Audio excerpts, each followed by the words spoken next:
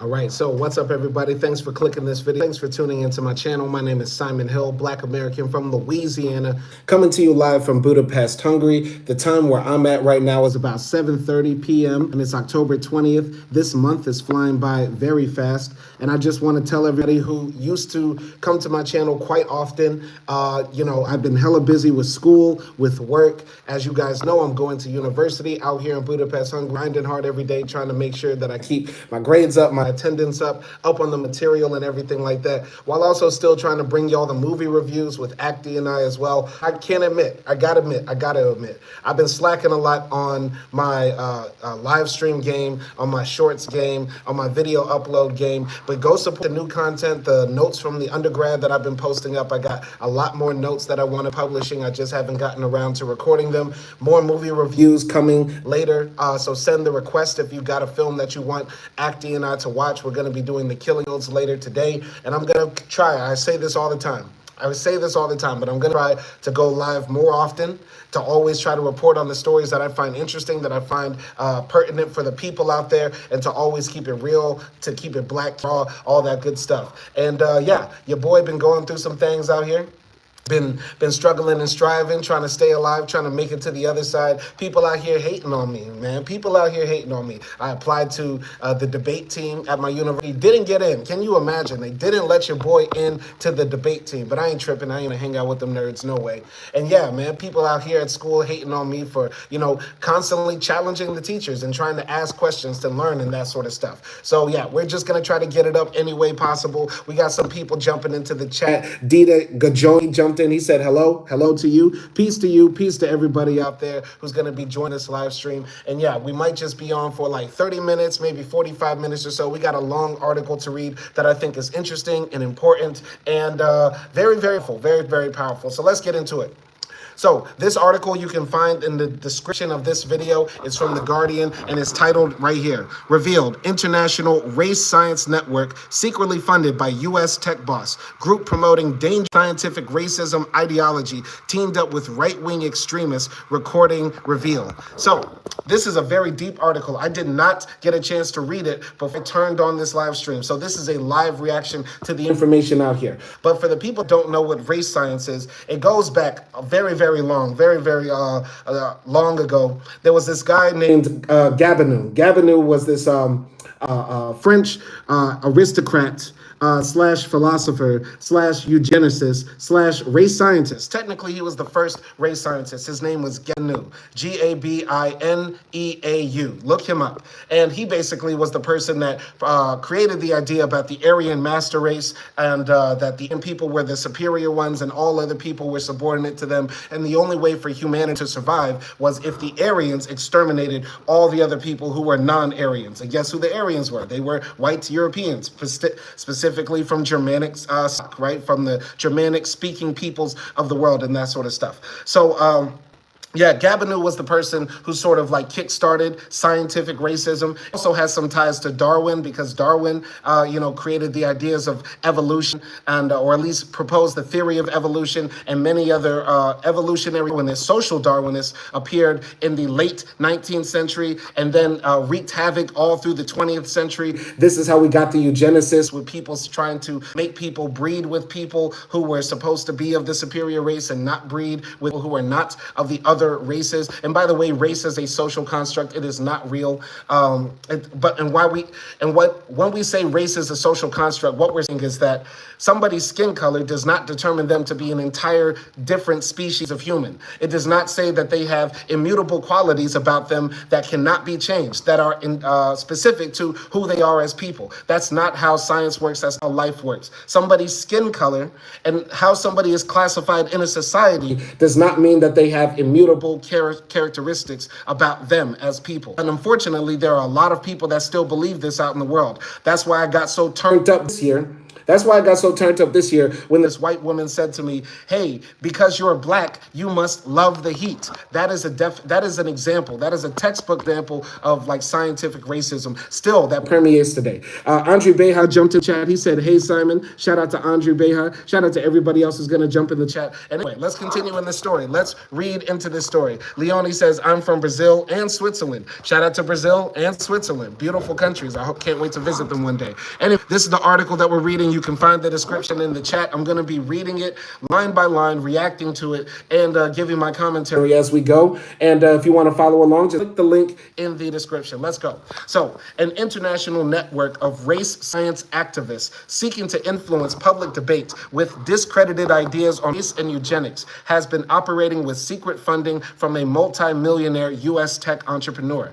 Undercover filming has revealed the existence of the organization, formed 2 years ago as the Human Diversity Foundation. Its members have used podcasts, videos, an online magazine, and research papers to see dangerous ideology about the supposed genetic superiority of certain ethnic groups. Okay, Leonie said both countries are wonderful, Brazil and Switzerland. I would like to see both. Of course, I want to go to Ipanema one day. I want to chill on the beach in Brazil, but I also want to go hiking in Switzerland because I love mountains. And to be frank, I love mountains more than I love the beach. But very, very dangerous to be spreading these ideas in the 21st century when we fought a whole world war to defeat these ideas. The Nazis took scientific racism to the extreme, killed millions of people, killed millions of what people would classify as white people. Let's make that absolutely frank. Killed millions of people from all different backgrounds because let's keep it frank, let's keep it absolutely real. When the white supremacists, if the white supremacists were to come in power and to say that, you know, we're going to make a nation for the whites and for the whites only, they're going to start eating themselves because the real white supremacists say that other ethnic group of white people are not truly white. They say the Slavs aren't white. They say the Greeks aren't white, Italians aren't white, the Spaniards aren't white, and that sort of stuff. They'll start eating and killing themselves, and we don't need that sort of violence in this world right now. Let's continue here. The anti-racism campaign, Hope Not Hate, began investigating after encountering the group's English organizer, a former religious studies teacher at a far-right conference. Undercover footage was shared with The Guardian, which conducted further research alongside Hope Not Hate and reporting partners in Germany. HDF received more than $1 million from Andrew Conru, a Seattle businessman who made his fortune from dating websites. The recording revealed. After being approached by The Guardian, Conru pulled his support, saying the group appeared to have deviated from its original mission of nonpartisan academic research. Now, I like to believe the billionaires and the millionaires when they say that they're smart. The billionaires and millionaires, the people who, reach the uplines of capitalism, they say that we got to where we are because we worked hard and we were smart and cleverer than all you poor folk. So the reason Elon Musk is where he is and Simon Hill keeps it trill is broke as fuck is because Elon is smarter than me. I'll believe that. I'm not going to believe this guy right here, Andrew Conru, this guy who made millions of dollars off a dating website, is somehow too stupid to not research a company thoroughly. You get what I'm saying? All type gamer 99 says, hello, African. Well, you can call me African if you want, but hello to you and shout out to everybody else up in the live stream right now. But yeah, these billionaires, they say they're smart. I believe when they're smart. These guys don't spend a dollar unless they know where it's going. You don't become rich by spending money willy-nilly. You get rich and stay rich by keeping your money close to chest. So Andrew Conru knew exactly where that money was going. He knew where it was going to the research on trying to prove the idea that there are certain races of people that are smarter than others. All type gamer 999 says, where are you from? I said it at the beginning of the live stream, so just rewind it for everybody who's coming in late. Simon Hill, Black American from Louisiana, coming to you live from Budapest, Hungary. Let's go. Let's continue here. So while it remains a fringe outfit, HDF is part of a movement to rehabilitate so-called race science as a topic of open debate. Labeled scientific racism by mainstream academics, it seeks to prove biological differences between races, such as higher average IQ or a tendency to commit crime. Its supporters claim inequality between groups largely explained by genetics rather than external factors like discrimination or people's environments or poverty. Basically, everything that reputable scientists have sort of discovered over the years that there's no inherent differences between people other than their circumstances. These guys are insisting on going against mainstream science. Doesn't sound very logical, doesn't sound very smart, but that shows that they are racist. If you're a person right now going against like a doctor saying like, hey, if you need a blood transfusion and Simon Hill keeps it trail as black, a person classified as black, but his blood type matches with yours, and you say, no, doctor, I don't want the blood of a black me, even if it could save my life, that makes you a racist, and that makes you pretty stupid, and that makes you a person deserving of death, honestly. You should, honestly, just pass on and go away. If that's how stupid you think, you won't even save your life for your family, for your children, whatever, because you don't want the blood of a black man. And by the way, we haven't heard any of the racists say that. Whenever the racists have to go to the hospital, they never say something like that. But anyway, let's continue here. Dr. Rebecca Sear, the director of the Center for Culture and Evolution at Brunel University, described it as a dangerous ideology with political aims and real-world consequences. Scientific racism has been used to argue against any policies that attempt to reduce inequalities between racial groups, she said. It was also deployed to argue for more restrictive immigration policies, such as reducing immigration from supposedly low IQ populations. Going to the comments here, Alltimer999 says, sorry, bro, I thought you were from Africa. Sure. Well, being called African is not a slur. But unfortunately, a lot of the white supremacists online do use African slur. And unfortunately, there are a lot of suspected white supremacists who jump into the comment section. But if you're coming here to learn, if you're coming here to be educated, you're more than welcome to stay. Come on, let's talk, let's go. So, in one conversation, HD organizers was recorded discussing remigration, a euphemism for mass removal of ethnic minorities, saying, you've just got to pay people to go home. The term was a buzzword on the hard right, with Donald Trump using it in cyber to describe his own policies in a post on X that has been viewed 56 million times. In Germany, protesters took to the streets in February after it emerged politicians had attended a conference on remigration in Potsdam. Among the delegates was an activist called Erich Ahrens. Already notorious in Germany, he has been designated a right-wing extremist by authorities, who have concluded he poses an extremely high danger, particularly in regard to the radicalization of young people. This investigation reveals Ahrens spent months working with members of HDF. At a sold-out event in London last year, Ahrens was recorded urging his audience to join a secret club dedicated to restoring the power of quote-unquote white society. Later, he boasted of spending the next year traveling around from major city to major city, just setting up these cells. So these people are going to say, the billionaire, right, the guy that we looked at earlier, Andrew Kunru, says that he didn't know where his money was going. He sent $1 million to this group of people who were just trying to study, science and biology and intelligence, that sort of stuff, but didn't have the wherewithal to know that they were palling around with notorious white supremacists in Germany. That they were having these meetings where they were talking about restoring white society. This makes no sense. It makes no sense. It's totally ridiculous that in 2024, and I hate when people use the year to say, why is this still happening? But it's so ridiculous that in 2024, they're trying to bring back race science as if that's going to help white people when it's not. When we're talking about trying to reduce inequality in society, that will benefit all people. We want less poor people. We want less people that can't afford health care. We want people that have more opportunities to send themselves and their children to universities and to educate themselves and have better jobs and have more leisure time and all that sort of stuff. But yet and still, people would rather focus on trying to divide people by talking about the differences in people's intelligence based on skin color. How stupid is that? How really dumb. How really dumb. Let's continue here. Do you know the history of the SS? One evening last October, 90 paying ticket holders arrived at the Little Ship, a sailing clubhouse on the Thames, for a YouTuber's lecture on the supposed genetic decline of Western civilization.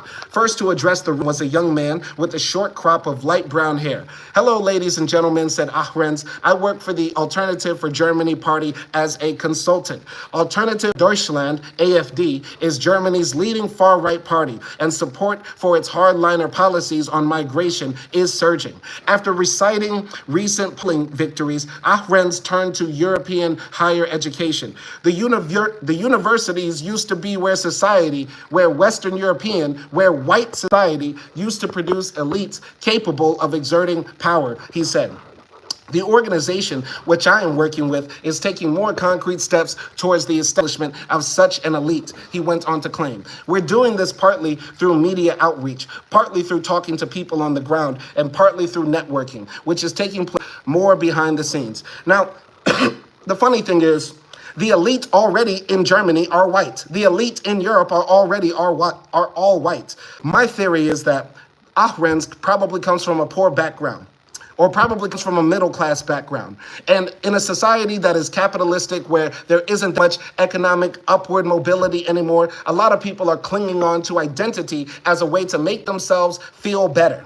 I know this is going to be a attack that people cling on me, but I did not choose to be black, and I don't even want to be black, because blackness is an identity that is foisted upon me. I want to be a human. I want to be able to be a Muslim. I want to be able to be a sociologist. I want to be able to be a guitar player. I want to be able to be a social critic. I want to be a lot of things, but before I can be anything, I have to be black first, because that is how the world treats me. Other people, on the other hand, by having whiteness in their life, and that foisted upon them, they automatically have so many privileges and advantages given to them. And so when he's saying, like, the elite in Europe, in the universities in Europe, like they used to be, where Western European society produced an elite, it still does. It still does. Last time I checked, the migrants in Europe and the black people in Europe are at the bottom of the socioeconomic ladder. Yeah, they got a lot of Turks running around, but I'm pretty sure the Turks are identifying as white. Since when did Germans start identifying with whiteness so hard? You get what I'm saying? Anyway, gonna read the comments right here. So all type gamer 999 says, it is true that everyone should have equal rights. Facts. We should all have equal rights. We should have the equal right to healthcare, to have education, to have housing, to have jobs, to have clothing, to have food. Yes, we need economic equal rights just as much as we need social and democratic rights as well. S7 says, read the comments. I'm reading the comments. I'll always try to read the comments and reply as much as I can, but I'm also reading this article as well. All type gamer 99 says, what is your religion? I identify as Muslim, but I am not practicing as of right now. Yeah, any other comments? Let's go. So let's go here to the video right here of these German neo-Nazis and their secret meetings. Hold on. Hope there's no ads. Let's see. So, to introduce myself, my name is Schmidt, and I work for the Alternative for Deutschland, for the Alternative for Germany party as a consultant. And I think there's something missing fundamentally in Germany right now, which the UK, on the other hand, especially since I've been traveling for the last couple of days, I've met a couple of people. The UK has this, not having a big right-wing national party, they have this, and I think there's two things that are coming together. So the other on a dinner with Mr. Dutton and some other well-known dissident intellectuals, and I found it quite surprising that while they were having these interesting talks about questions such as race IQ, the long-term effects of mass migration, issues such as censorship on college campuses, wokeness, how to actually combat wokeness, where do we come from, who controls it, who stands behind it, all of these questions, there was little to no talk about what we call realpolitik, about real politics. There was no talk about the party, there was no talk about British nationalism, which I found quite surprising. I was maybe the most nationalist Englishman on the table, not being himself. And I found it quite surprising because in Germany, among conservative elites, including different YouTubers, including academics, when you are on a dinner table with them, they only talk about reality. They only talk about which politician, which frontrunner in the upcoming election they're working with, they're influencing, but they don't talk about these deep, these far-reaching ideas. And so this creates what we in Germany call a an-egg problem, which I learned also saying in English, that we have the opportunity of power, but we don't have ideas. Whereas in the Anglosphere, there are many ideas circulating, but it is kind of, these ideas are kind of lacking the opportunity to power, as you can. And my fundamental question, and the question of the organization that I'm working with, and that Anne is working with too, that has hosted this event together with, is how can these two things come together? How can we actually make this synthesis where ideas meet power? And I'm certain that many of you are aware, especially having watched many of Mr. Dutton's videos, that the universities, the elite networks, used to be where society, European, where white society used to produce such elites who are capable of exerting power, and you have at the same time ideologically learned, and you have the correct worldview, and you understand these problems on a deeper level. But the universities, everyone who's been to the university in the last 40 years will know, and everyone who has watched Mr. Dutton's videos, are very far from that at the current point, and it is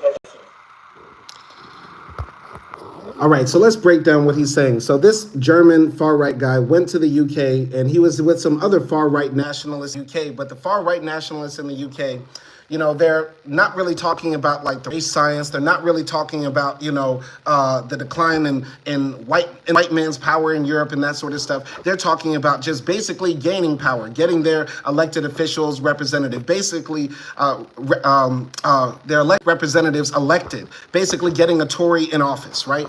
And he was actually frustrated with that. He's like, "What, guys, why aren't you more right-wing? Why aren't you actually talking about, the actual topics that need to be put in place? All the race and stuff." And what I'm getting from that is this. What he is saying is, like, in the German world right now, they're trying to create, at least the German far right, they want to go back to a time where the elites came out of the universities and basically were talking like Gabino, like the guy I was talking about at the beginning of this live stream. Basically, people that were far right, by what we would consider far right now, believing in intrinsic characteristics of people, basically that black people are like this, white people are like this, and the Asian people are like this, and that sort of stuff, and that have a specific worldview on maintaining white supremacy. And academia has moved against that. Thank God. Thank God academia has moved against that, because there have been many intellectuals and thinkers who have challenged these ideas head-to-head debates in books, in writings, and have said these ideas have no merit. So instead of actually following the ideas of the top thinkers who have battled the ideas, the top thinkers of the far right, they would rather say, nah, let's just try to rechange the system. Let's try to rechange the game so that we get the outcomes that we want, which is insane, which shows that they don't really care about Western civilization. Who really cares more about Western civilization? A black person that is following the traditions and the norm of the academics who have come before and done the groundwork and had the discourse and wrote the books and studied the ideas and challenged the people from the opposite side, or somebody who says, yeah, let's just go back in time. Let's just go back in time to the caveman thinkers rather than our modern thinkers who are building on the ideas of academics who came before them. The right wing, the white supremacists really inherently hate white people. They hate Western civilization. They hate European civilization. People that actually try to read and learn from all other groups of people love Western civilization and love the people that they claim to be more than them. They don't actually love their own people, Western civilization. They just love the past, which shows that's saying I love my grandmother and my grandfather more than I love my mother, though I never met them. And the grandmother and grandfather had horrible ideas. Doesn't make sense. Anyway, S7 says, didn't you see my longer comment? No, I did not see your longer comment. You have to write it again and make sure you're not using any curse words or any sort of profane language in there. You guys have to come in here and use your minds, use your wits, and type with intelligence. Let's continue here. Let's continue in the text. An advisor to the AfD's lead candidate in this year's European Parliament elections, Ahrens, now operates outside its ranks. The party distanced from him after a series of controversies. The Brandenburg State Office for the Protection of the Constitution, part of the region's interior ministry, has put Ahrens on its watch. In a statement to the Guardian's reporting partners Der Spiegel and Paper Trail Media, the office's director, George Mueller, described him as having an anti-constitutional statement, he had anti-constitutional statements, multiple statements that were against the Constitution of Germany. By the way, the far right in Germany hate the Constitution of the country because they believe that the Americans just came there and just wrote it up for them. So they don't believe that Germany is an actual country because it wasn't created by the German people, right? Even though it was created in collaboration with the German people and as a part of denazification. But continuing here, due to his high reach in social networks and his considerable self-radicalization, we estimate the danger he poses, especially with regard to young people, to be extremely high. Unknown to Ahrens, his speech at the Little Ship was being recorded. A researcher for the Hope Not Hate spent more than a year undercover posing as a would-be donor, covertly filming a wide circle of activists and academics with an interest in race science and eugenics. Also present at the event was Matthew Frost, a former teacher at a £30,000 per year private school in London. Frost was until recently editor of an online magazine and podcast, Aporia. He publishes under the name Matthew Archer. So here's Ahrens right here. And he doesn't even look like the master race. Brother looks kind of Turkish. Brother looks kind of Turkish. Anyway, S7 says you can't defeat their ideals and thoughts with old words, only when Africa rises, not the Arab nations that participate in both the Muslim and Africa once from its knees and checks.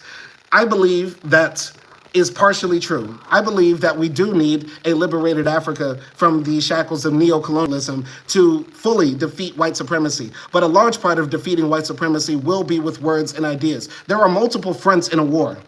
S7, if you're listening right now instead of just typing, hopefully you're listening. There are multiple fronts in a war. You have soldiers ground, you have submarines in the sea, and you have planes in the sky. We have multiple fronts in the battle against white supremacy. A liberated Africa without a liberated mind of Africans of white supremacy will just create the same outcomes.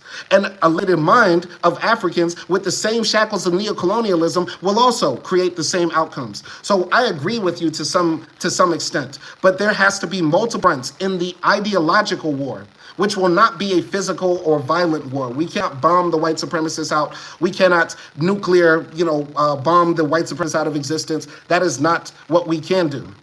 What we can do is use our words, our ideas, and liberate ourselves to achieve full freedom. So I agree with you and disagree with you at the same time.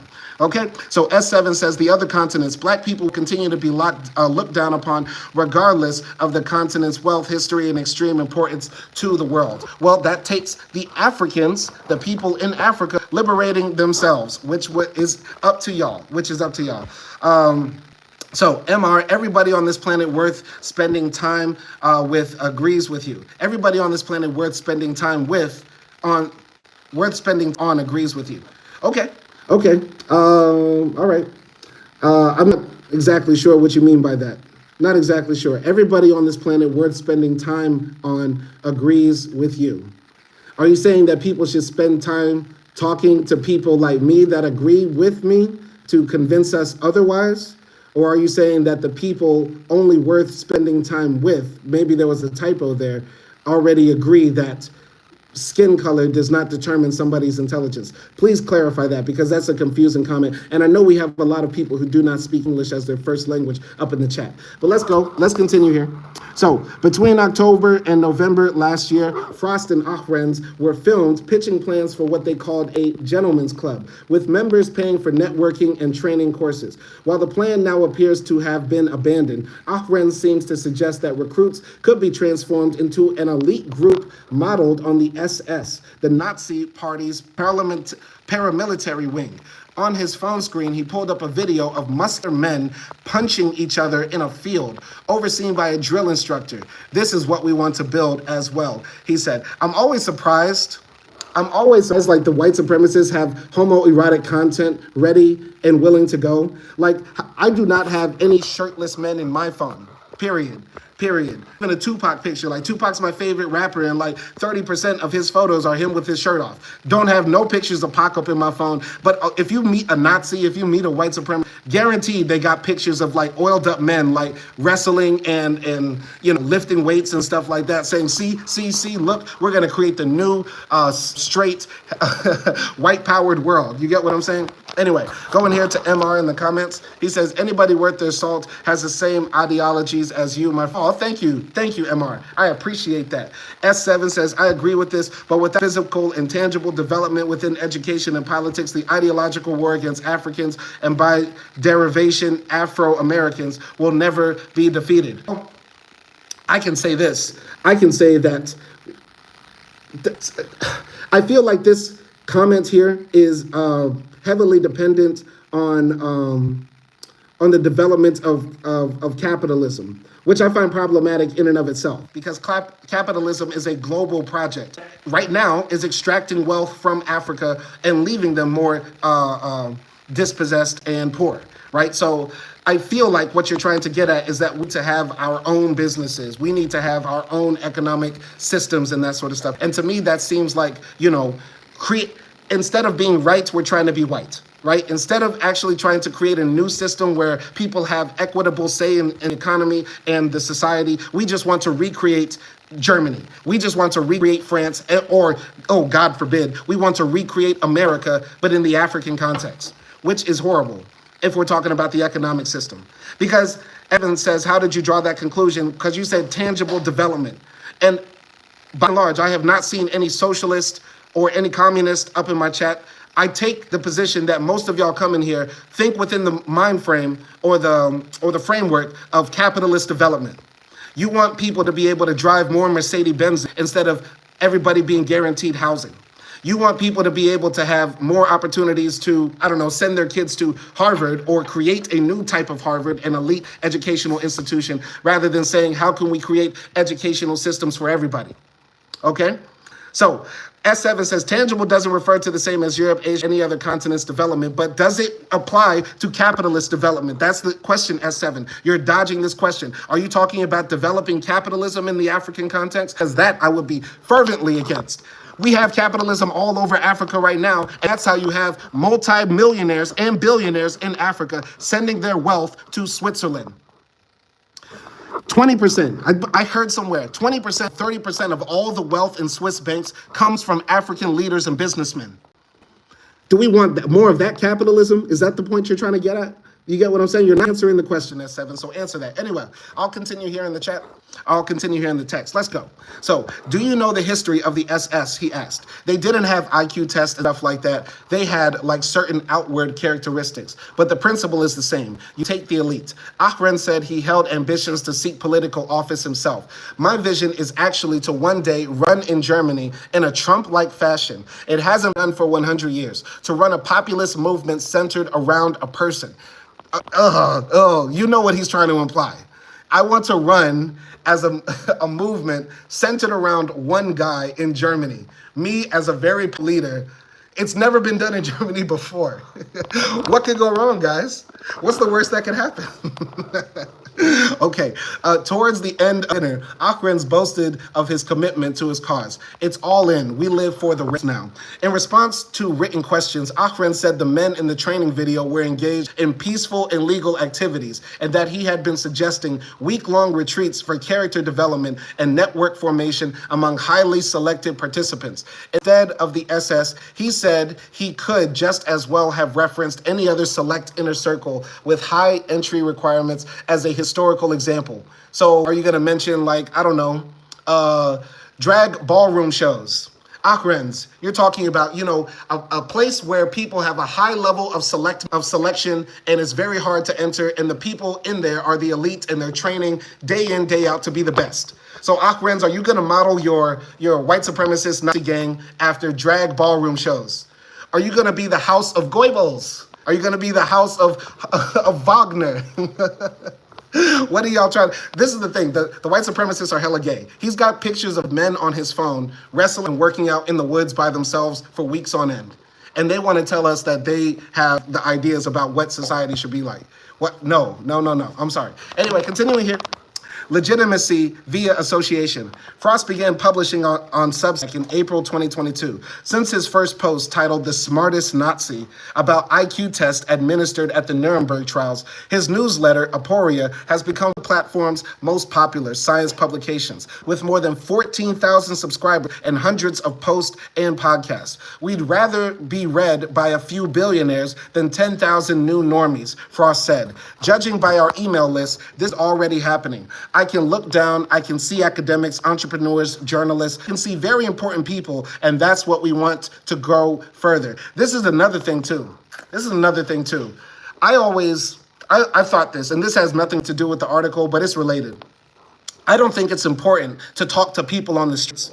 Part of my, studies right now is studying how to do good surveys and polls of the general public. So you're going out to people and saying, hey, what do you think about immigration? What do you think about gay marriage? What do you think of taxes? Blah, blah, blah, blah, blah. Who cares? Who cares what Joe and Sally and Jim think out there in the street? Because most people, let's keep it absolutely a buck, most people don't really think deeply about these issues. They just get their information from people they believe that are smarter than them.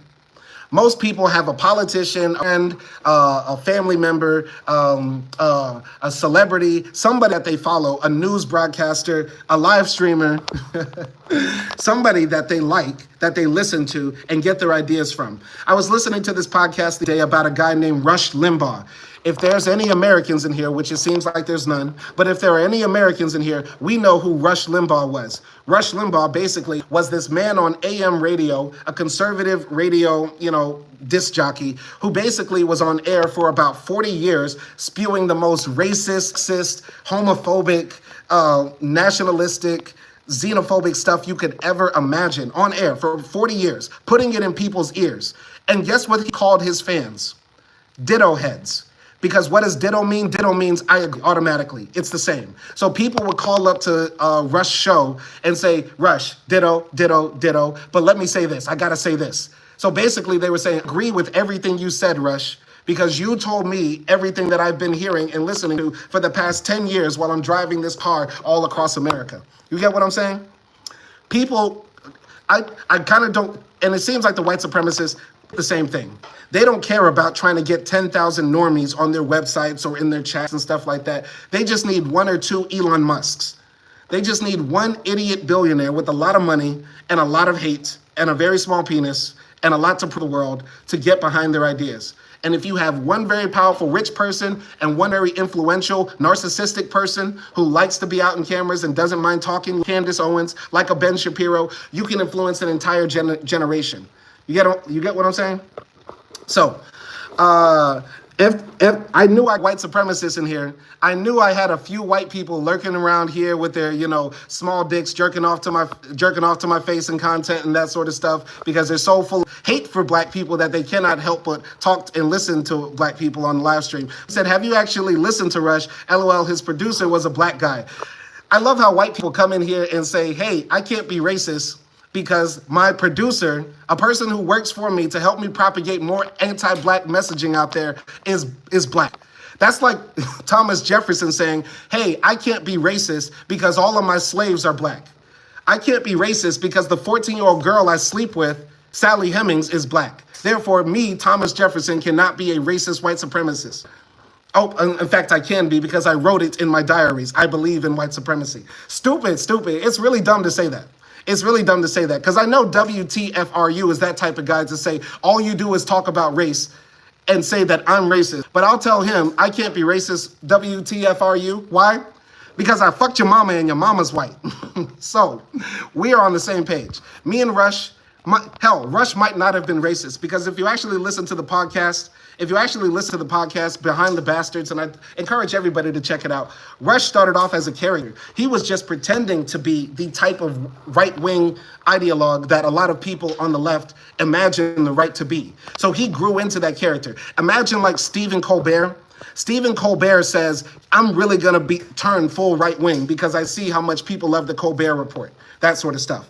WTFRU says, calm down, bro. I'm very calm. But people coming in saying the stupid stuff like, I have a friend who is black, therefore I cannot be racist. White people, here's some tips. Update your software. White people need a software update. The stuff saying, I got a black best friend, I had a black ex-girlfriend, I got a mixed kid, all that sort of stuff, that does not work. It hasn't worked since 1994, and y'all are not getting the message. White people, saying you have a black best friend does not work.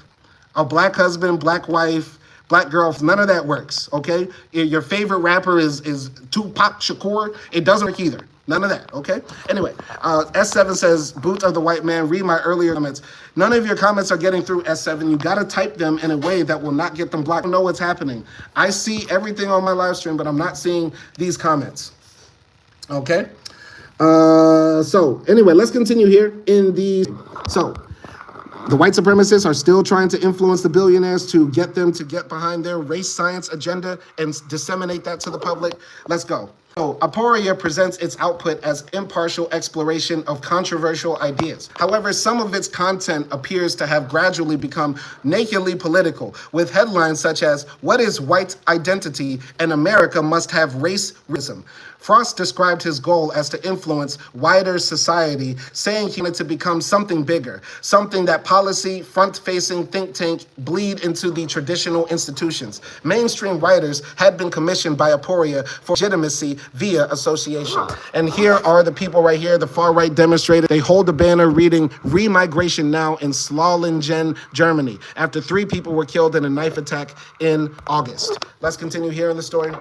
Emporia's reach is limited, but some of the ideas it publishes are gaining ground. Trump, who has promised mass deportations should he win a second term as U.S. president, told an interviewer last month, "We got a lot of bad genes in our country right now." This is the former president of the United States and somebody who could possibly be president again, Donald Trump. He is saying we have bad genes in our country. And by genes, he's not talking about Wranglers. He's not talking about old Levi's. He's not talking about, what's that called? Waikiki, LC Waikiki. He's not talking about that. He's talking about genes, genetics. Since when has that been what America is based upon? We're the country based on an idea, on an ethnicity, not on a religion, not on a race. We're supposed to be the country in that shining city on the hill, and yet the right wing is propping up a guy who's saying that there are people who have bad genetics. Anyway. So, we got a lot of bad genes in our country right now. In June, Steve Salier, credited with rebranding scientific racism as human biodiversity, was given a platform by the former Fox News journalist Tucker Carlson on his podcast. The language of race science is filtering into UK politics. A candidate for Nigel Farage's Reform Party was disavowed this summer after he was discovered to have claimed by importing loads of sub-Saharan Africans plus Muslims that interbreed, the IQ is in severe decline. This is in the UK. This is Nigel Farage's party. These are people who are in that party. This is the far right. They believe that people's race, their skin color. Think about how dumb you have to be. You have to have a low IQ to think somebody's skin color determines how smart they are. But yet this is a rampant idea on the right. Continuing here. In addition to Aporia, Frost claimed the group controlled output from a YouTuber called Edward Dutton, the keynote speaker at October's Little Ship event, who has more than 100,000 subscribers to his channel. Known for diatribes on dysgenics, a term for the supposed deterioration of genetic stock, Dutton's recent video include one titled, "You're more related to a random white person than your half-African child." In another, he toured Clacton-on-Sea, wearing a cravat, describing it as one of the most dysgenic towns in the UK. Think about how stupid the white supremacists are. They literally said this. If you have a half-black child, you're more closely related to a no-teeth-having, slumped-over, methed-out white crackhead in the UK. That's so dumb. This shows them that their whiteness, their skin color is a religion to them. It's a religion to them, to the white supremacists and the far-right activists. Continuing here.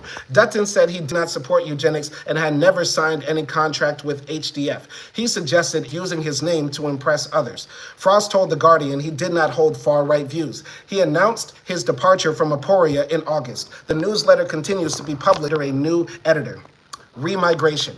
The U.S. National Institutes of describes scientific racism, an organized system of misused science to promote false scientific beliefs in which dominant racial and ethnic groups are perceived as being superior. Notice how all the people that talk about scientific racism and inherent differences between IQ never put white people at the bottom.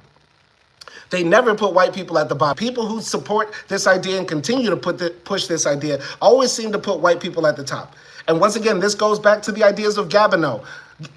Gabineau.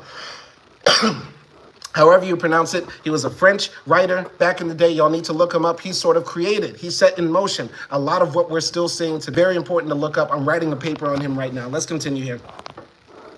The ideology rests on the false belief that races are separate and distinct. Racial purity is a fantasy concept, said Dr. Adam Rutherford, a lecturer in genetics at University College London. It does not and has not and never will exist, but it is inherent to scientific racism program. Professor Alexander Gusev, a quantitative geneticist at Harvard University, said that broadly speaking, there is essentially no scientific evidence for scientific racism's core tenets. I'm gonna let that sink in right here. Y'all read that paragraph. Woo! All right, let's go to the comments right here. Husnain Dodi said, a quick question. I'm from Pakistan. Do you hate for this? I am not a white supremacist. I don't hate anybody. I don't know where you would get that from. I don't know where you would get that from, Hussein. And salam alaikum to you and rahmatullah barakatuh. Anyway, S7 says, all right, I will rewrite my comments. Please send those comments in, S7. I want to have that intelligent discussion with you. Put it in the comments, but you got to write it correctly. Hell, even go to ChatGPT and type it up to make sure that it's error-free or whatever, or there's nothing in there. Anyway, continuing here. The writer, Angela Saini, author of a book on the return of race science, has described how it traces its roots to arguments originally used to defend colonialism and later Nazi eugenics, and today can often be deployed to shore up political views. In multiple conversations, HDF's organizers suggested their interests were also political. Most appears to express support for what he called remigration, which Afrans had told him would be the AFD's key policy should the party win power. Now, to the people like Hussein Dodi out here, a lot of people see a black man talk anti-blackness or white supremacy, and they think somehow that is an attack on them. People like Hussein would turn onto this channel and see a handsome, well-educated black man talking about this deep issue and think he must hate all white people, or he must hate people that are not black. When in reality, Hussein, the people that hate you look like this. The people that are talking about deporting Muslims and saying that Muslims coming into the European Union and that sort of stuff are decreasing the IQ and making a society less safe, they look like this. You will hardly see any black people. You will hardly see any black people at all talking about this sort of race science, saying that there is an inherent difference between people based on their skin color, their religion, where they come from, their ethnicity, anything like that. Yet and still, this goes to show that white supremacy affects the minds of all people. Because Hussein, I said nothing ever in my life that would make you that I hate Pakistani people or white people or any other group of people at all. The fight against white supremacy is a fight for liberation of all humanity. It is not an attack on any particular person. So get that white supremacist mindset out of your mind. Let's go here. So imagine a new German state. He said, imagine if they got this through. It wouldn't be nice. It's like you're a bouncer in a nightclub. It's your job. You didn't invite these people in. You've just got to pay people to go home. Whatever. Take 2 battleships to the coast of Morocco. Say you're going to do this. We're bigger than you. We're going to do this. AFD leaders have denied any plan for mass expulsions, which have been prohibited since the 1960s under Protocol 4 of the European Convention on Human Rights. The law requires courts to separately consider each individual case. Hussein Dodi said he loves me, I love you too, and peace to Pakistan. Peace to everybody in Pakistan. Now let's watch an actual person who hates people who are Muslim, who hates people who are brown talk. Let's actually watch what a real person who hates people looks like.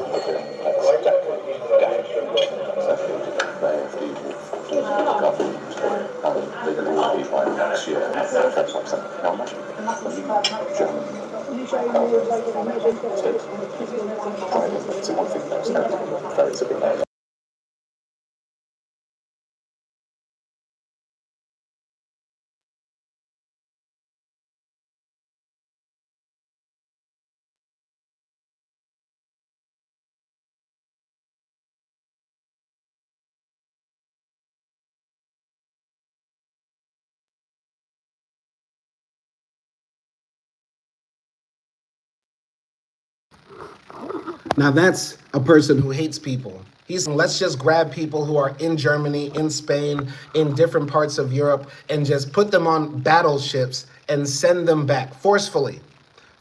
Because their inherent presence in Europe is decreasing the intelligence and IQ and safety and general whiteness of the place.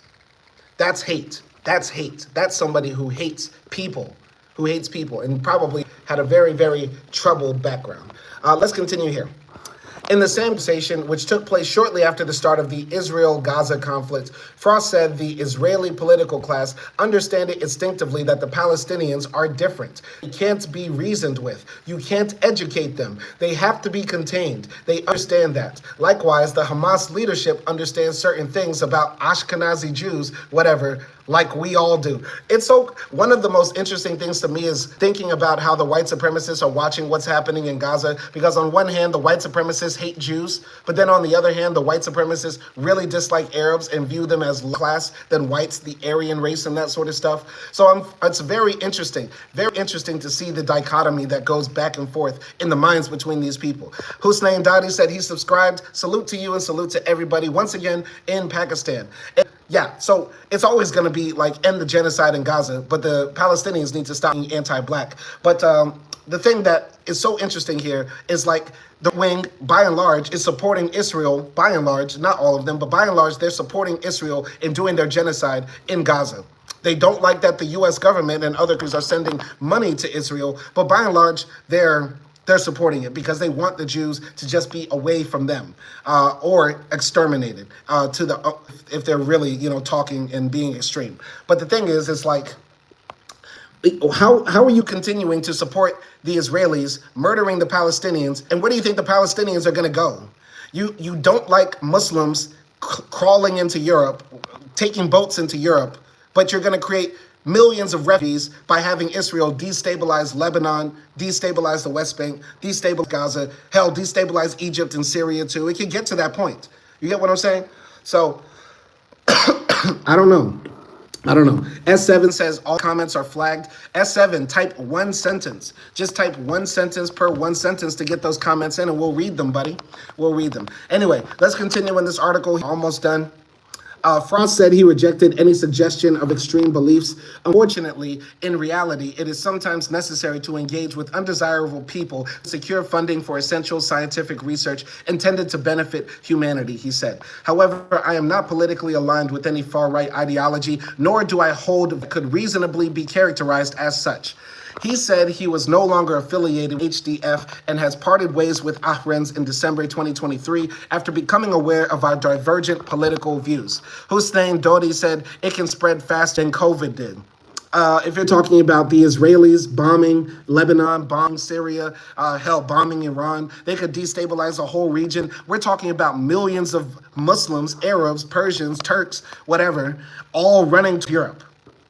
And yet the white supremacists and the far rights in Europe are saying, yeah, the Israelis know that there's an inherent difference between the Arabs and them, even though they are both being equally barbaric to each other in the white supremacists, right?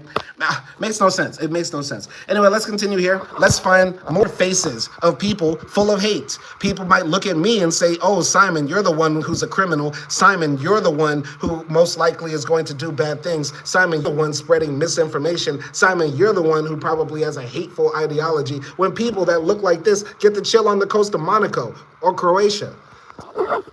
The world ain't fair. The world ain't fair. But I'm going to chill on the coast of Monaco or Croatia one day. I'm going to chill. If I get to live that long, baby. I don't know if I even want to. Don't even know if I want to. But let's continue here. Let's read more about these young white men. These young white men out here wreaking havoc on the world by spreading these hateful ideas. So, HDF's owner, Emil Kierkegaard, has similar comments about remigration, saying of families settled for 2 or 3 generations, I generally support policies that pay them to leave. Kierkegaard, who also appears to use the name William Ingman, is an author of more than 40 papers published by Mankind Quarterly, a British race science journal established in the 1960s. Wow, there's a race science journal that's been going on for like 80 years. Wow, no, 60 years, sorry. Continuing here. Originally from Denmark and now living in Germany, he heads what Frost described as an underground research wing for HDF consisting of about 10 hobby researchers and academics. Ongoing HDF project discussed in a video call between the group last year that what was led by Kierkegaard included studies into international dysgenics, whether dating apps alter human breeding, whether people with progressive opinions are mentally ill, or whether Wikipedia editors are too left-wing. Kierkegaard responded by saying the HDF is not involved in politics. It's not affiliated with any political party or group. If one must attribute some company value to the HDF, though these are those of the Enlightenment, reason, science, open-mindedness, and free speech. The Enlightenment was 200 years ago. They got to get over it. All right, S7 says capitalism isn't the issue. The issue is the lack of respect for the people and the danger of standing against Europe. Well, capitalism issue if it is inherently a system that is exploitative. In capitalism, if I have an African boss, I'm living in Kenya, and I work at a factory, my Kenyan boss will never pay me my full wages. He will never pay me exactly what I need to be paid. You get what I'm saying? S7, we got to make this absolutely clear. Capitalism is a problematic system in and of itself. If I work at a factory for 40 hours a week and I make, I don't know, $10 an hour in Kenya, even if that is a very good salary, it is not my full value, because if he can afford to pay me 10, obviously he can make 20 or 30 on top of that. That is an inherently an exploited system. And he can guarantee that I will not get asked for $20 or $30 more, because there's a whole resource, there's a whole pool of people who are willing to work at even lower wages if he chose to fire me. So it is inherently exploitative. It is going to keep us poor and set back if we continue to uphold this system. Okay, all proper leaders mysteriously disappear under weird circumstances. Yeah, they disappear under weird circumstances because they're capitalists. All the proper leaders, they basically get rich and say, fuck it, I'm gonna send my money to Switzerland. That's what happens, S7. If you don't have a critique of capitalism, then you can't have an honest critique of white supremacy. And you can't have an honest critique about what's happening in Africa, because what's happening in Africa is the most rawest form of exploitative capitalism. That has to be, you cannot look at what's happening in Africa, where these billionaires and these mega corporations come there and extract the riches and Africans' pennies, and not have a critique of capitalism in that. If all you're going to say is, well, they need to pay the Africans more, it wouldn't change the exploitative relationship between the two parties. All right? So the principal benefactor. Here's the last paragraph here.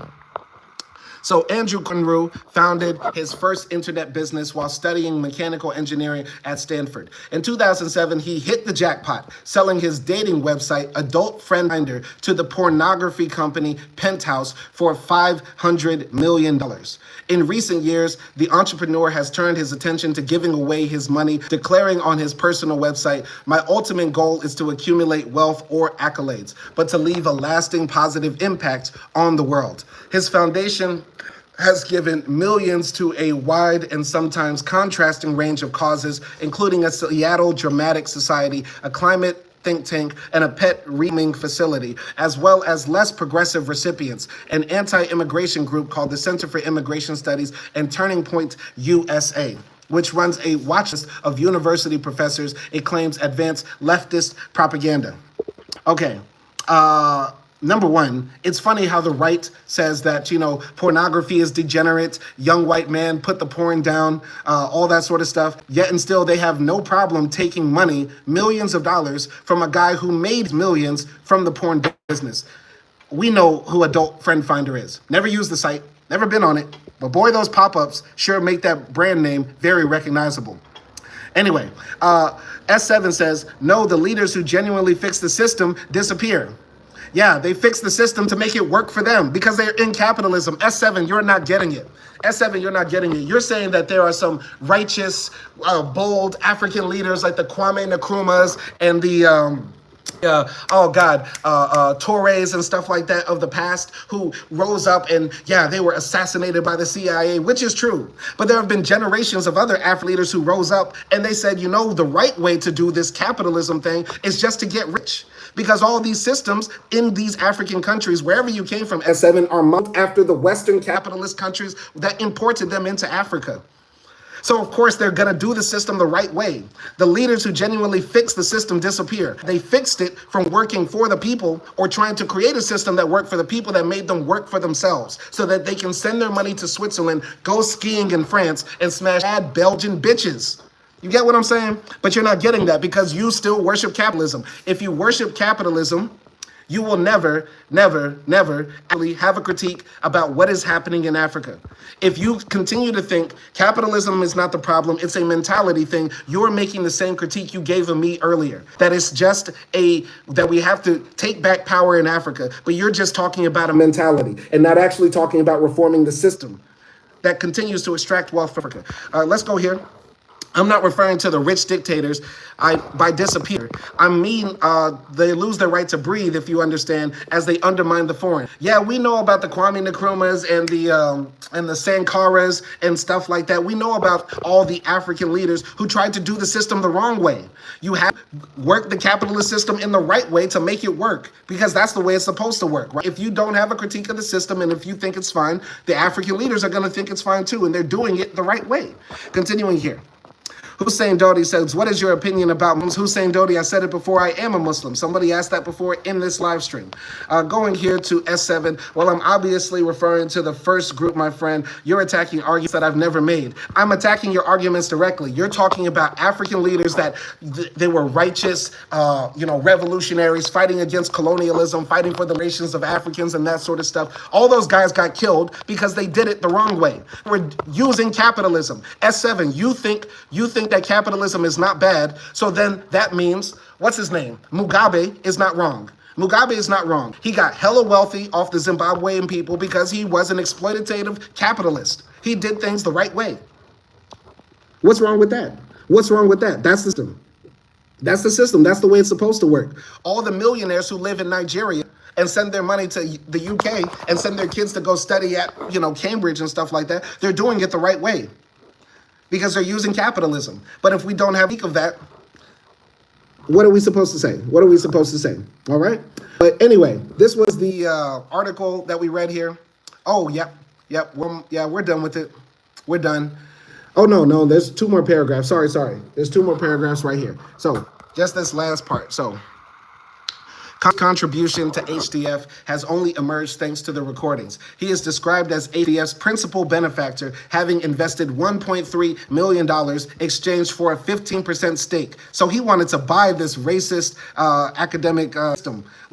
He wanted to invest in a system that was researching the ideas that skin color relates to intelligence. And he's going to claim he didn't know what it was about, and that's why he took his money out. But that doesn't make sense. All right? So, S7 says, I never referred to capitalism directly, though. I was referring to the current status quo being made by leaders falling into temptation as they know they will vanish if they actually do something. No, well, the point that you did talk about capitalism earlier, and you're either refusing to make a critique of capitalism, or I will repeat what you said earlier, which is that capitalism is not the problem. Why do you think the African leaders fall into temptation? Is it because in their country, it's allowed for somebody to have multi-millions, maybe billions of dollars, that there is no salary cap, that a person can accumulate as much money as they wish? S7, do you think it should be allowed for anybody to accumulate as much money as they wish? If somebody were to have $1 trillion right now, should that be legal? Should it be legal for somebody to have 10 homes? Should it be legal for somebody to say that they have 30 apartments that they're able to charge rent from? Should it be legal for somebody to charge for healthcare? If you're saying all of these things, if you say, yeah, all of those things are fine, then how can you have a critique about anything the African leaders are doing? Because doing just that. That's a part of the system. All right. Hussein Dodi said they were videos of military personnel of two countries. I will not name them, but they actually stepped on heads of Muslim infants. End the genocide in Gaza. Just got to end that. Okay.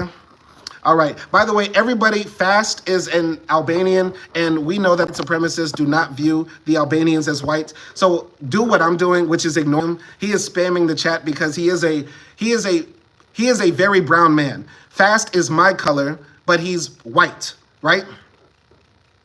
He is my color, but he thinks he's white. He's from Albania. He's from a failed developing nation where people are fleeing on boats to the UK with the Africans. With the Africans, by the way. There's a video I found of the Albanians in boats with the Muslims and the black guys and all that sort of stuff trying to go over to the UK because the Albanians are that poor and dilapidated. It's really sad. It's really absolutely sad. I'll try to find that video, but Nelson Moreno, you can hit us, but y'all just continue to ignore them. All right, so fast, going back to S7, S7 says this. He says, $1 trillion somebody can have if they have not abused, lied, manipulated, then yes. We fundamentally disagree. We can never agree because that is, you fundamentally have to abuse people, lie, manipulate to get $1 trillion.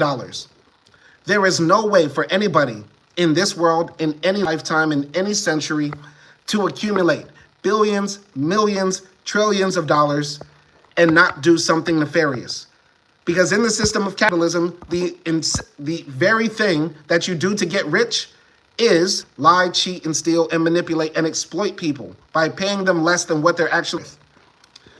If Elon Musk paid the people who make the Tesla cars exactly what they're worth in relation to the Tesla cars, he could not make a profit, and therefore he could not be the richest man on the planet. S7 says, do you believe in communism? Guys, I literally say it in almost every single live stream that I am a communist. I am a literal member of the Communist Party of the USA. I literally say that all the time. You can find that all over my channel. Nelson Moreno says, Fast didn't have enough attention when he was a child. Now he looks for it in YouTube chats. LOL. Okay. All right. All right. Oh, man. Anyway. Going on to the billionaires about race science. Going on to the billionaires and race science. All right. Andrew realized at the tail end of last year, 2022, that this needed to be scaled, systematized, and this was how the HDF was born, Frost claimed during one filmed encounter.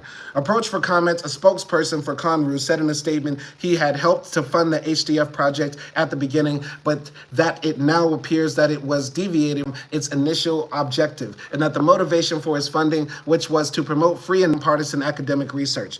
They said Conru rejected racism and discrimination, and he was unaware of Ahren's involvement. In response to the information you've provided, he's cut ties with the Human Diversity Foundation, ceased his funding, and ordered an immediate review of governance processes across all of his philanthropic activities to ensure such a situation does not arise again.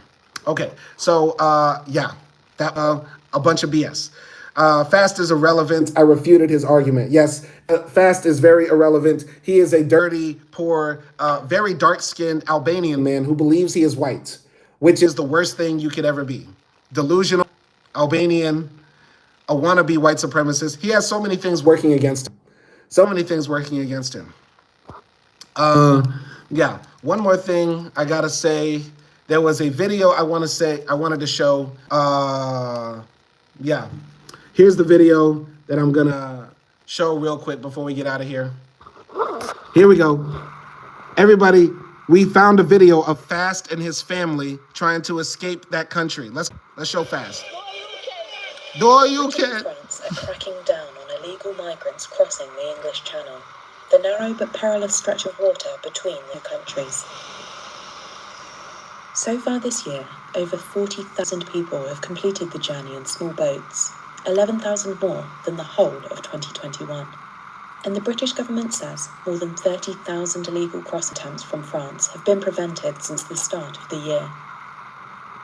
Last month, British Interior Minister Suella Braverman described the increased arrivals as an invasion amid criticism of conditions at an overcrowded migrant processing centre. She signed a new multi-year cooperation deal with her French counterpart on Monday. Braverman said it includes a 40% increase in the number of UK-funded gendarmerie officers patrolling French beaches in the coming months. There's no single answer, there's no quick fix, there's no silver bullet. Our cooperation and collaboration with the French on the Channel, on the UK coastline, on the French coastline, is absolutely integral to ensuring that there is a robust barrier preventing people disembarking from the French beaches in the first place. For the first time, British officers were in France, a move previously resisted by the French over sovereignty concerns. That means there will be British officers working on French soil, observing the work or working on the ground with French officers to detect and intercept the illegal migrants as they attempt to leave France. We'll be working hand in hand in the control rooms, managing intelligence and working to with law enforcement. Also included is investment in surveillance technology, like drones and helicopters, and detection dog teams, as well as support for reception and removal centres in France. British ministers say Albanians are the surge in arrivals, and often abuse modern slavery laws by claiming to be a victim of trafficking to avoid deportation. Albanians made up 42% of people travelling on small boats between May and September this year. British government that just over 11,000 Albanians arrived in those 5 months, compared with 815 in 2020. 11,000 Albanians hopping in small boats going to the UK, causing havoc for those poor white people. I feel bad for the white people, for the poor whites in the UK have to deal with dirty Albanians crossing them boats. And it's probably Fast and his family. That's why his name is Fast, because he had to row very fast to get across the English Channel so he didn't get shot in the back of the head by some French border guards. What a pussy, what a bitch, what a bitch, what a bitch, what a racist, stupid motherfucker coming in here. Anyway, 42% of illegal migrants going into the UK. That was this year. That was this year, guys. That's not last year. That's not some, that was this year. This year, 42,000 skinned brown Albanians who think they're white were trying to cross into the English Channel. Shame, absolute shame. Now, I want to make it clear, I don't hate the Albanian people. I got love for the Albanian people. And I want to make this clear too. Not all Albanians are racist, but all Albanians that come on Simon Hill Keeps It Trails channel are racist. I have yet to see a good comment from an Albanian in my channel. So not all Albanians are racist, but if they're on this channel, they probably are. Okay? And that's pretty much all I got to say regarding this topic. I'm going to go to this last comment here from S7. He says, I'll have to put you on you stating that it would be wrong if Africa bettered itself through European or other continents' methods. But doesn't communism fall within that box? I do not believe I ever said that. I do not believe I ever said that, and that's not what I hold. I do not believe an ideology belongs to a place. For example, I would argue that there can be white people who are Pan-Africanists. There could be a white man who lives in Belgium, never left Belgium, but he could be a Pan-Africanist because he wants the best for African people, and he believes that it would be best or beneficial for all African people to be united, right? There are black people that are white supremacists. There are black people who believe that, whites and Aryans are on top and all that sort of stuff, and they've never even been to Europe or anything like that. So ideologies do not belong to places. That's my first thing. Second thing is, I do not view my communism or my identification as communism as being beholden to rigid ideas of how communism was practiced in the past or any sort of orthodoxy other than having a critique of capitalism in and of itself. When I call myself a communist, I say that I am a person who has an inherent mistrust, critique, and ultimate disdain for capitalism and believes that the systems that we have need to be reformed. So S7, even I stated that or not, I'm making my position explicitly clear. So instead of typing, just listen. You state that Africa had to create its own systems in addition to what I referred to. It seems as if you're dodging my question. I am not dodging your question. I'm answering it straight up. I'm answering the question straight up. If you do not have a critique of capitalism and seek some way to reform it, that is not inherently a European idea. There are no ideas that belong to any sort of geography. Ideas exist in the ether. Ideas bounce from people to people, such as a religion. That's like saying Islam is an Arab religion or Christianity is a Jewish religion. It's not. It does not belong. Ideas do not belong to people or places. Ideas belong in space, and people grab onto them, right? Second thing I'll say, I view my communism as a critique of capitalism, a distrust of capitalism, and having an ultimate view that we should all have goal of getting past capitalism, getting past the point where we have bosses, where we have wages that we work for, where we have resources that we try to win by exchanging our labor, our lives, our time for money to accumulate those that we just need to survive and things that we want to have our lives better. That is the inherent difference, right? And the problem is, in Africa, what we are seeing now is that in this current stage that we're living of capitalism, the resources are extracted, the people are exploited, and we are not having enough vision to think forward to a better system. You get what I'm saying? Capitalism isn't perfect, but it's the closest to it without creating a dystopia. Sure, if you think that, then I don't think African leaders sending their money to Switzerland is a bad thing. It's not perfect, but hey, let's let the president make a lot of money and send it to the white folks in France in a bank. I agree with you there. We can agree on that. That's absolutely fine. Perfect. Anyway, I'm wrapping up this live stream. This has been fun. I have not done one of these in a long time, and I'm glad that I got responses I did. Glad I saw the comments. Glad I got some new people, some old people, and some very, very, very good comments. And let's wrap up this poll. So the poll asked the question, The poll asked the question, do you think skin color relates to someone's intelligence? And unfortunately, we have a lot of white supremacists in here. So 33% yes, which is a disproportionate amount. But luckily and gladly, 46% said no. Thank God. Thank God. So that's still the majority, but an overwhelming a disproportionate number of people said skin color does determine somebody's intelligence. But that was probably Fat and his mama and his incestuous relationship he has with his sister, just voting multiple times. Other people said, I love you, Simon, you're the truth, 13%. I appreciate all of y'all for that. And 6% said, I'm unsure, which is absolutely more disturbing too. How are you unsure that somebody's skin color determines their intelligence? How are you unsure about that? That's like saying somebody's booty size determines how well she can cook.